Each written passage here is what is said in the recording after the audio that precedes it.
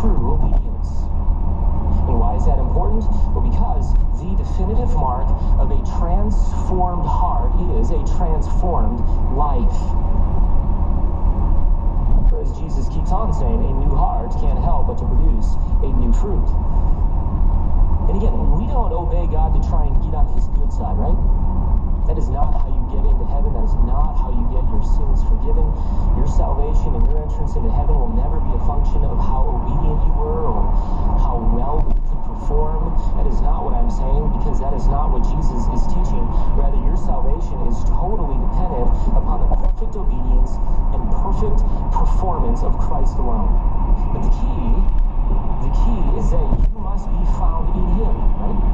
You must be in him. Why? Because he is your righteousness. That is to say that his perfections are what must clothe you completely in the day that you stand before him. But the sign, and this is the point of the passage, but the sign that you are truly in him and abiding in him is that you now live a life that begins to look increasingly like him.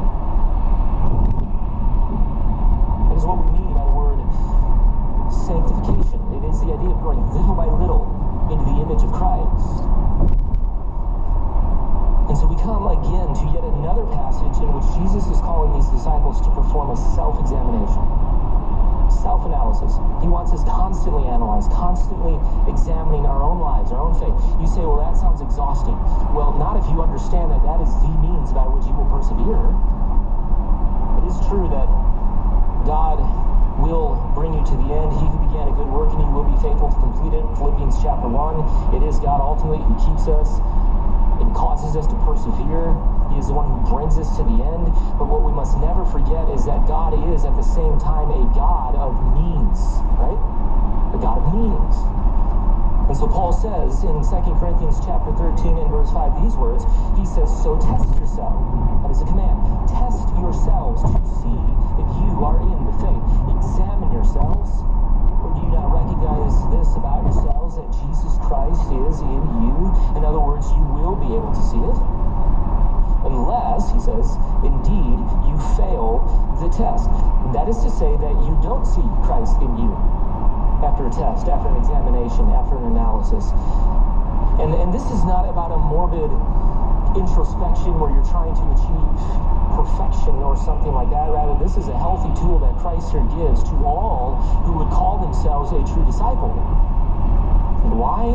Well, because the ability to live a life of lukewarm self-deception is so easy to slip into. And he does not want that for us.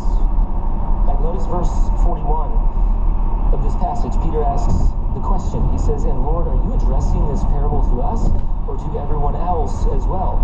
What is Jesus' response? Verse 42, and the Lord said, who then is the faithful and sensible steward, whom his master will put in charge of his servants to give them their rations at a proper time?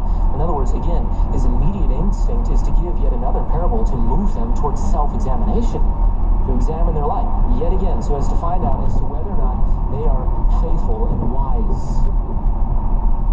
And so what we have in verses 43 through 48 is Jesus describing here in this passage 4 different kinds of people.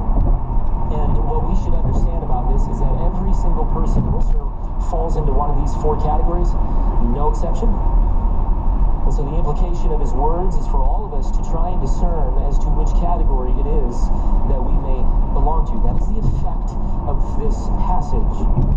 And so all we're going to do is simply walk through these 4 descriptions, and then we'll end it, Lord willing, with a few thoughts for some personal reflection. And so again, this is going to be a very simple passage, not a lot of complexity on this one either. And so just to give it to you from the outset, in verses 43 through 44, we will first of all see the blessed, 43 through 44. In 45 through 46, we'll see the butchered. And then in verses 47 through 48, we'll see the beaten. This is a very violent passage this morning. The blessed, the butchered, and the beaten. And that final category of the beaten is then broken into 2 further categories.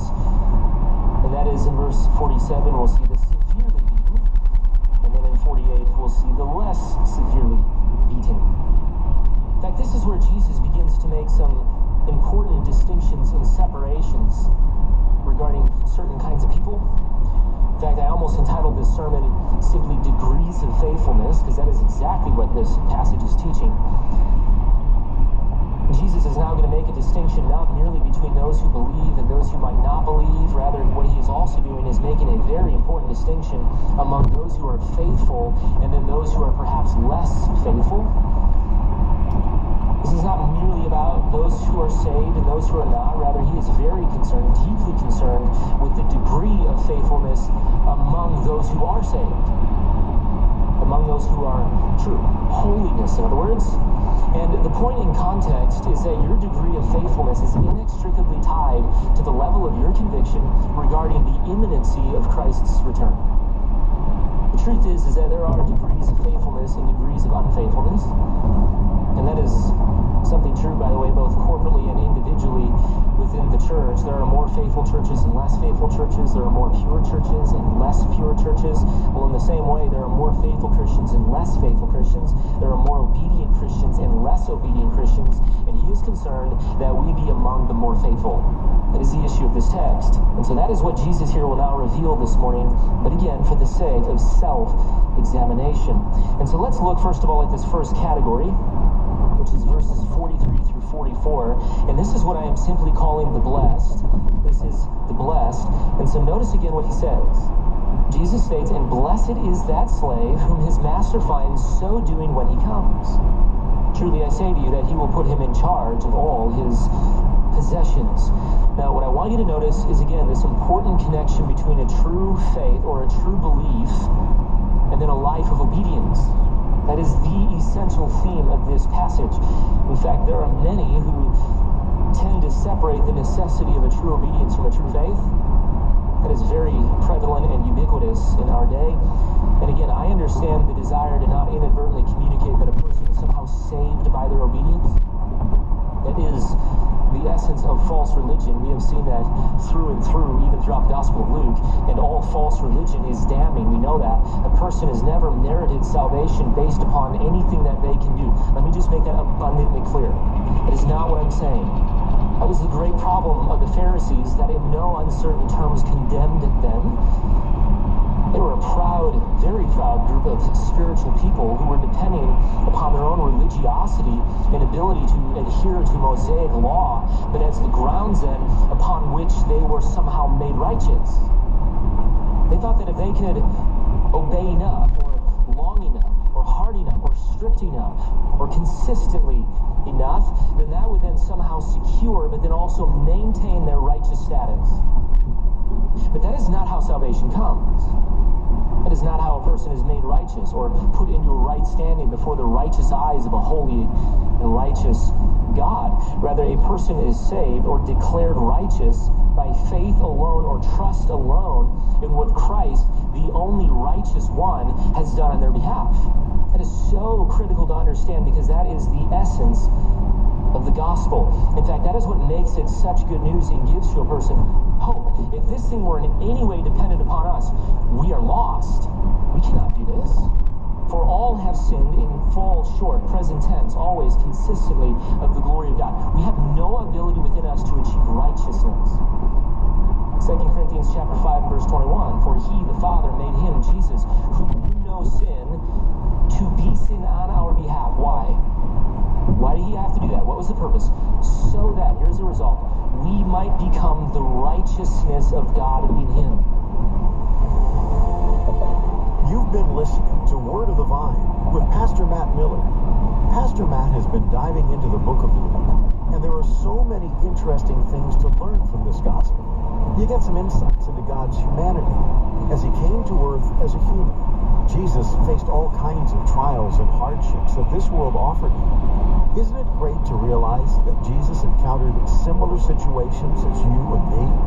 In fact, this is why Jesus is called our sympathetic high priest. He is able to meet us in our greatest needs because he understands the experience of what it means to be human. He understands what it means to live in a broken, fallen world. But most importantly, he also offers the solution to it.